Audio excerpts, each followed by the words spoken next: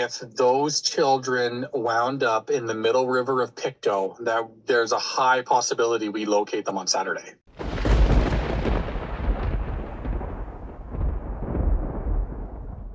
Good morning everyone, my name is Michelle, I hope you're doing well. Welcome to another video. It is a Saturday morning, the 15th of November.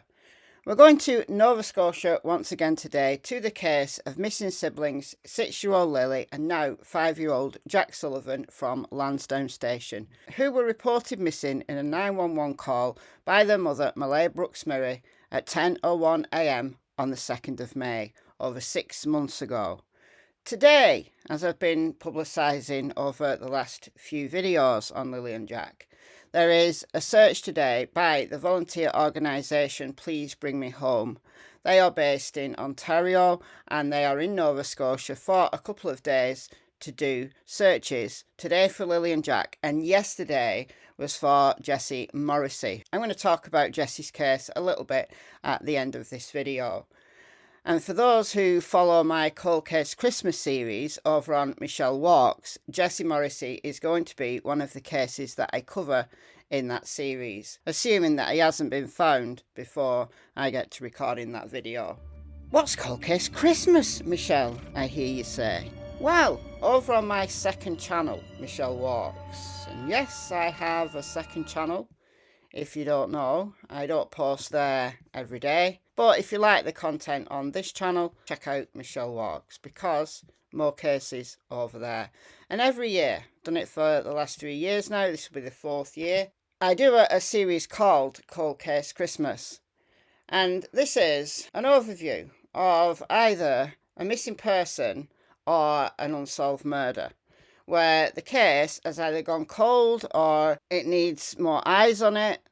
The idea being to provide a brief overview with the hope that people will go and dig more into the cases that interest them, and of course to raise awareness. I've got over 70 episodes already in this playlist and they're all together in a playlist. Just go and check them out, dig into them. There's lots and lots to see there. And yeah, I'm going to be covering Jessie's case in that series. What we're going to be doing in this video is talking about the search. Global News has done a small piece about Lilly and Jack's case to coincide with this search. So let's go through it and see what they say. Before we get into the video, can I just ask, if you're not yet subscribed, please do so. I'm trying to get to 100,000 subscribers on this channel by the end of this year. Don't think I can do it. I don't think there's enough time left. However, with your help, it's still possible. It's completely free, no skin off your nose, just click the subscribe button. If you are subscribed and you want to help me out, then like the video and leave a comment. That helps with the YouTube algorithm, and share my videos so that more people might learn that this channel exists. Alright, without further ado, yesterday Global News released this, so let's play it. It's only 2 minutes. I'm going to play it and stop it and comment throughout. It's been more than 6 months since Lilly and Jack Sullivan were reported missing from their home in Lansdowne Station. But now, a renewed search led by a group from Ontario is set to take place this weekend, with an emphasis on the banks along the middle river of Pictou.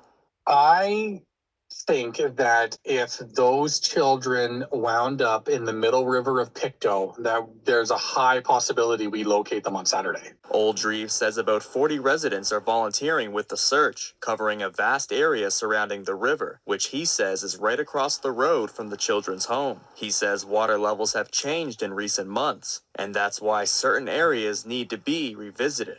If they were underwater at the time of the initial searching along that river, they would have surfaced and they would have gone down river a bit of ways that we're going to cover off. So it's not so much that it's a tactic they haven't used, it's maybe a tactic that they haven't revisited since that initial time. And so that's what we're doing. And that makes sense, to go back and check the river, because the river does run by the house on the opposite side of the road. It's difficult to see in the terrain view on Google Maps, but if you change it to the default view, you can see it, and the river runs up. I'm assuming it's flowing north and it reaches the coast at some point up here. So I guess it makes sense for them to check the river again. I don't know how deep or fast flowing this river is. If it's deep in places, then searchers on foot might struggle a little bit to thoroughly search it.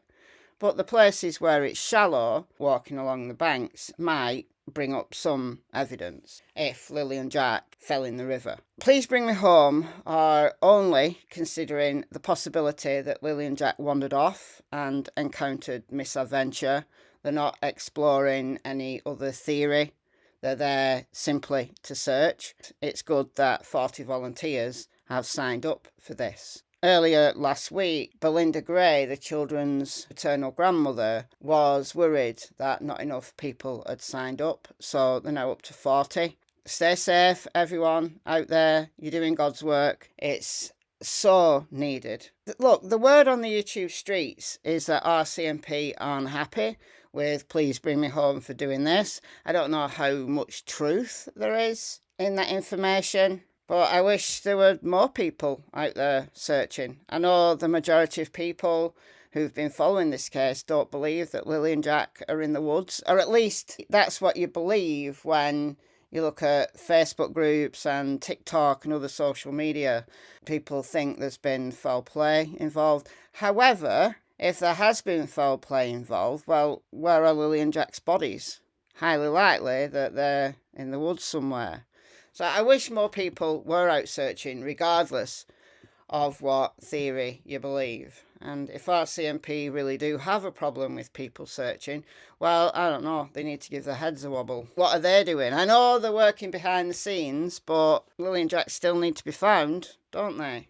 Winter's quickly approaching. Once there's snow on the ground, then ground searching is going to be impossible.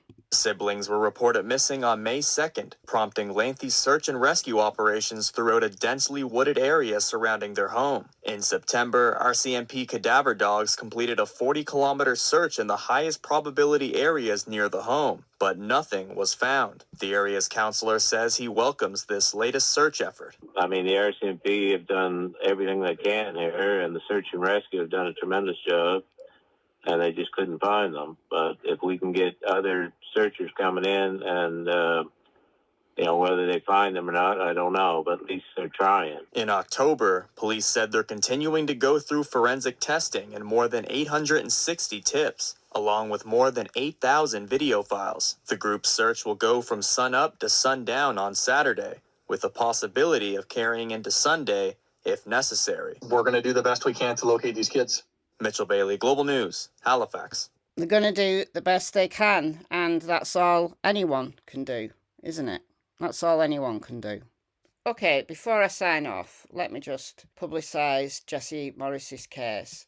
This is on the Nova Scotia government site, and there is a reward of 150,000 Canadian dollars for information about Jesse Morrisy.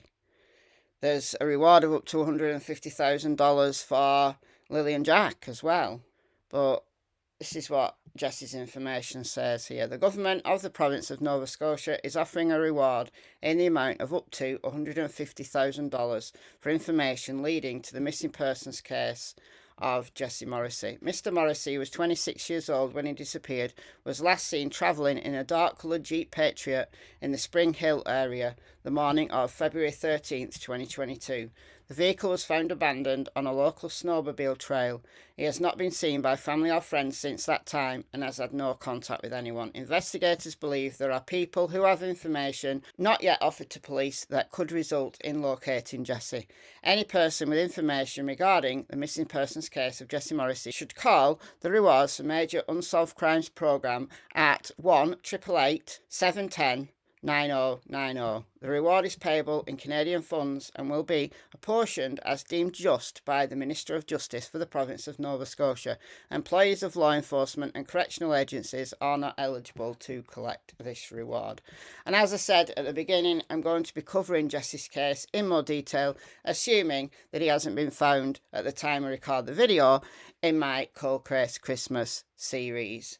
So look out for that. And let's just hope that Lilly and Jack, or at least some evidence leading to finding Lilly and Jack are found today. My personal view is that they're not in the river. That's just my personal view. I don't have any reason why I think that. It's just a gut feeling that I don't think they're in the river. But if they are, and they can be located, at least it means that Lilly and Jack are brought home and they're laid to rest in dignity, where the people that love them and miss them dearly can honour them. That's all really we can hope for at this stage. So let me know your thoughts in the comments, and I'll see you in the next video. Bye guys.